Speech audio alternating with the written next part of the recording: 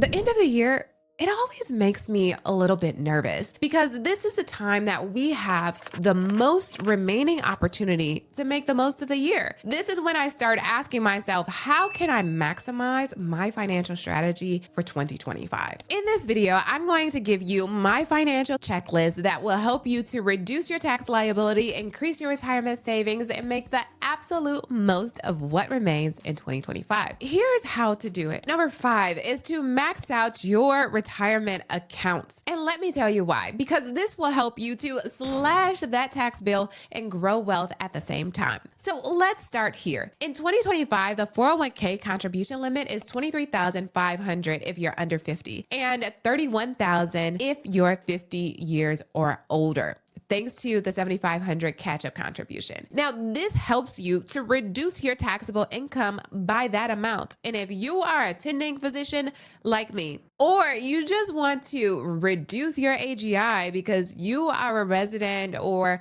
a fellow or have student loans and you're trying for forgiveness to lower that payment, then this is where the gold lies. If you have access to a 457B, then this amount doubles. This presents opportunities for you to decrease your adjusted gross income, which not only decreases your tax bill, but also may help you to take advantage of some of those tax credits and other deductions that you could potentially get. Now, these are all the pre-tax retirement contributions that I'm talking about, but there are other retirement contributions that you want to be aware of, and that is utilizing the Roth IRA or the backdoor Roth IRA. Fortunately, you still have up to the tax filing deadline in order to make these contributions, so you don't have to rush towards December 31st for the contributions.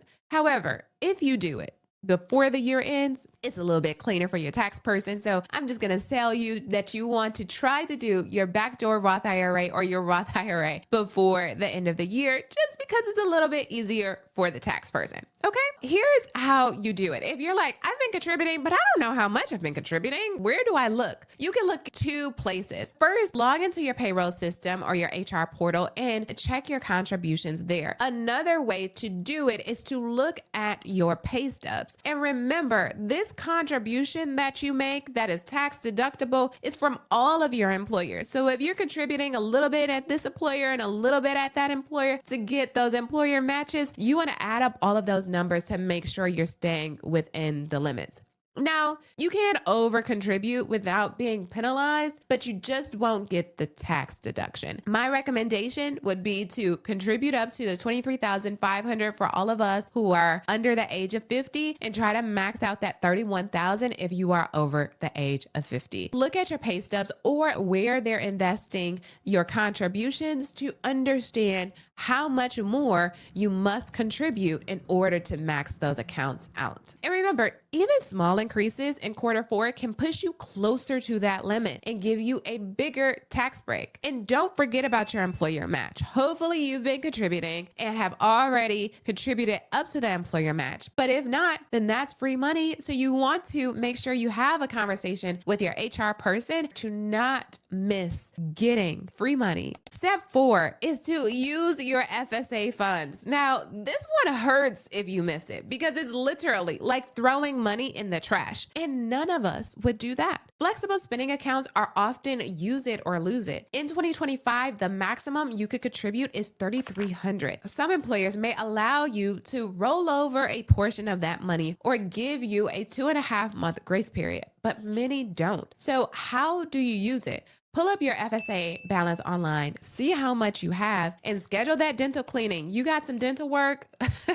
You definitely want to go and get it done. What about an eye exam, contacts, contact solution, medications, physical therapies? You want to stock up on maybe some items like sunscreen. You can go to your local pharmacy and see what things will qualify and what won't. It's so funny because I recently had a conversation with a resident who said that he forgot. He funded it to the max and forgot about it. And then he got what is called some fancy compression like stocking in order to use up all of his money. So you don't want to be like him, having to be forced to purchase something that maybe you don't want. So don't let your hard-earned dollars expire. Use this money. It also goes for the dependent care FSA. If you have little ones like me and you put that $5,000 away, make sure you cash in those receipts for the child care, for those extracurricular activities. Sometimes we wait until the last minute. This is money that you could use to purchase your Christmas gifts. So don't wait until December to submit the reimbursement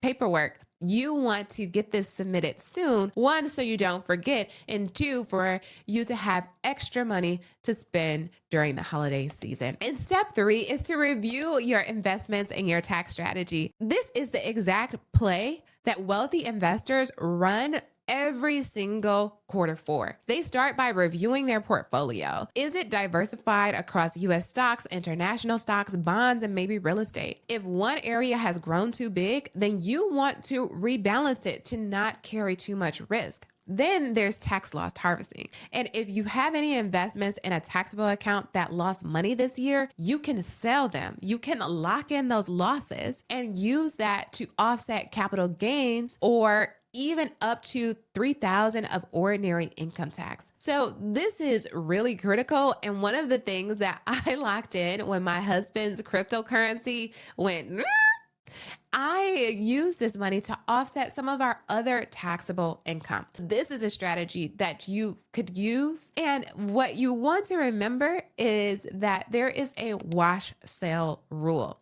You can't sell it and lock in the losses and then buy back that same investment within 30 days. You just want to buy something that is similar, but not the same. And remember that this rule doesn't apply with cryptocurrency. So if cryptocurrency hits a low, sell it at a loss, lock in those losses, and then buy it low.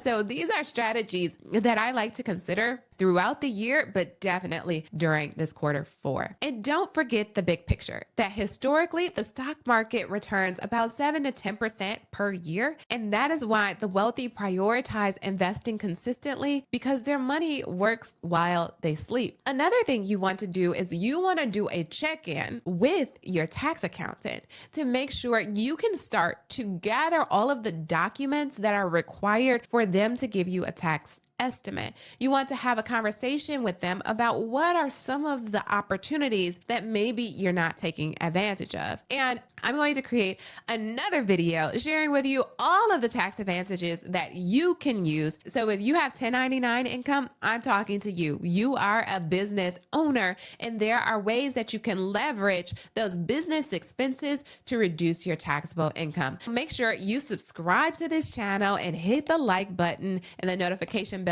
so that you can get all of this goodness that I have coming your way. And step 2 is to think about your charitable giving. Here's how to give and get at the same time. Donating to a charity before December 31st can reduce your taxable income. The standard deduction for 2025 is $15,750 for singles and $31,500 for married couples filing jointly. If you're giving plus other deductions, they can push you past that threshold and you can actually itemize and get a bigger tax break. So how to maximize this is donated appreciated shares of stocks or mutual funds instead of cash.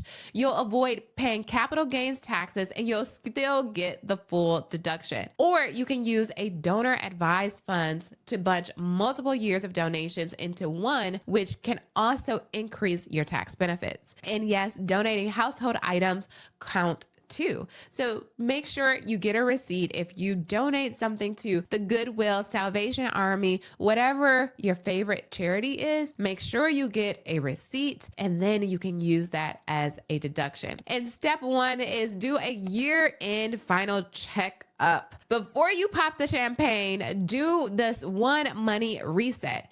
Here's your checklist. You want to look at your emergency fund. Maybe you use something from the emergency fund and you've depleted it from 3 to 6 months to 1 to 2 months. You want to make sure you understand where that money is, put it in a high yield savings account, and maybe increase the savings rate to get you back up to where you once were. Then you want to pull your free credit report at annualcreditreport.com and look over any errors and pay down any balances to keep your utilization at under 30%. Next, you want to review your cash flow, track where your money went. And I would say that you don't want to just do this once a year. You want to do this once a month, but bring in all of your income, bring in all of your expenses and review them. Are you overspending on subscriptions? Hello, that's one thing that I realized after doing this checklist. And how can you set up some time to actually unsubscribe? Have you been dining out too much?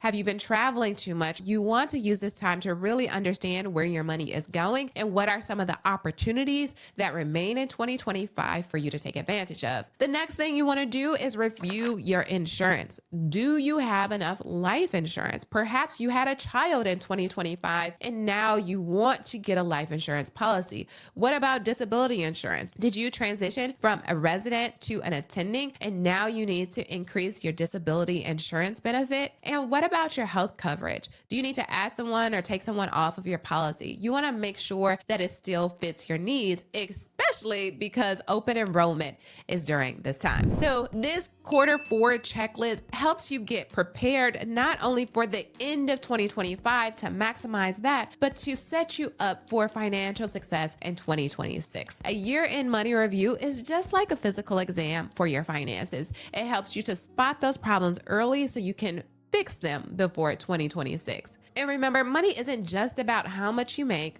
it's about how you move it. And these 5 moves can put thousands of dollars back into your pocket and set you up for a stronger start in 2026. So let me know in the comments, which of these are you gonna check off first? Or if you have any questions about the strategy, put them in the comments as well. I am here to help, and I look forward to reading which ones you're gonna be working on next. I'm actually gonna put the one that I'm working on right now in the comments because this channel is all about transparency, right? We're not striving for perfection. We are striving for progress, and together we can get this done. So until next time, stay wealthy people, stay healthy people, and make sure you are working on your checklist. I'll see you in the next video. Bye-bye.